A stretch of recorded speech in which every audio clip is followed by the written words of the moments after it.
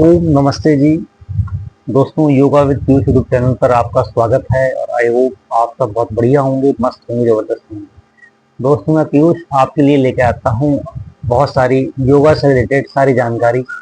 और यहाँ आपको योगा के साथ साथ शिक्षा, स्वास्थ्य, संस्कृति, अंधविश्वास और परंपराएं, ये जो 5 चीजें हैं, जैसे हमारी 5 इंद्रियां होती हैं वैसे ही 5 एक टॉपिक बनाए हैं मैंने, जो 5 हमारे लिए बहुत ज्यादा महत्वपूर्ण है। ठीक है दोस्तों, आज का हमारा टॉपिक है योगा। कि योग क्या है। योग के बारे में दोस्तों अलग अलग व्यक्तियों ने, अलग अलग ऋषि मुनियों ने, अलग अलग त्यागी विरक्त साधु संन्यासियों ने अपने अलग अलग राय और मत दिए हैं। आज उसी प्रकार से दोस्तों हम बात करेंगे कि योगा क्या है, योग क्या है। एक जानकारी मैं और आपको दे दूं कि योग जब विदेशों में चला गया तो वो योगा हो गया, वहां से उसकी पॉपुलरिटी और होगी। जब तक वो योग था तब तक आप कहते थे कि योग तो साधु संत तपस्वी ऋषि मुनि करते हैं, ये ढोंगी है, ढकोलची हैं, अंधविश्वासी हैं। ठीक है, लेकिन वही जब योगा आपका विदेश में गया तो वहां से वो योगा हो गया आया। पहले योग था, फिर विदेशों में जाने के बाद योगा हुआ। ठीक है, तो वहां से उसकी पॉपुलैरिटी और बढ़ गई और यहाँ के लोगों ने भी उसको खूब जोर शोर से उसका प्रोत्साहन किया। वैसे ही आयुर्वेद की बात करेंगे। आयुर्वेद भारत में रहते हुए आयुर्वेद था, लेकिन जब वो विदेशों में चला गया, ठीक है, वहां से वो आयुर्वेद होकर आया, उसकी वैल्यू और बढ़ गई। तो तात्पर्य ये है कि जो चीज हमारे पास है हम उसकी कदर बिल्कुल भी नहीं करते हैं। जब वो चीज किसी थ्रू हमारे पास आती है, जैसे वाइफ फॉरनर, ठीक है, और विदेशों से वो हमारे पास आती है, तो हम सोचते हैं कि पता नहीं उसमें क्या चीज ऐसी छिपी हुई है। दोस्तों, सारे चीजें, सब चीजों का अभ्यास, सबका निर्माण भारत में ही हुआ है। योगा का, आयुर्वेद का, ग्रंथों का, पुराणों का, उपनिषद का, दर्शनों का, स्टील का, शून्य का, स्क्वायर का, प्लास्टिक सर्जरी का। ठीक है, तो आपने जिस धरती पर जन्म लिया है वो धरती बहुत पावन है। आप बहुत खुशनसीब हैं कि आपका जन्म भारत में, इंडिया में हुआ, आर्यवर्त में हुआ। ओम नमस्ते जी सबको। फिर से एक बार मैं बताता हूँ कि योग क्या है। तो योग का जो वास्तविक अर्थ है वो योगेश्वर योगीराज श्री कृष्ण ने कहा है कि सुखे दुखे समय कृत्वा लाभो लाभा जया जयो। सुखे दुखे समय कृत्वा लाभो लाभा जया जयो तत् युद्धाय युजस्य नैवम पापम व्यपसति। यहाँ एक बार फिर से बताता हूँ।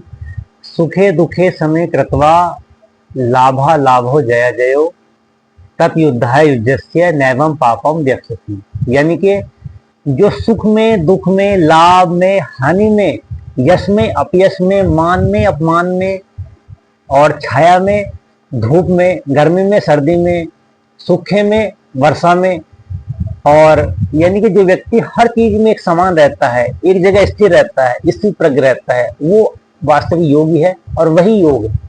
यानी कि आपको सुख की अग्नि, आपको सुख की जो वर्षा है वो आपको भिगो नहीं सकती है, दुखों की जो अग्नि है वो आपको जला नहीं सकती है, धूप आपको पसीने से नहला नहीं सकती है, छाया आपको आनंद नहीं दे सकती है। यानी कि आपको कोई गाली दे दे, बेइज्जती कर दे तो भी आप मुस्कुरा रहे हो, ठीक है, कोई आपकी तारीफ कर रहा है तो भी आप शांत हो।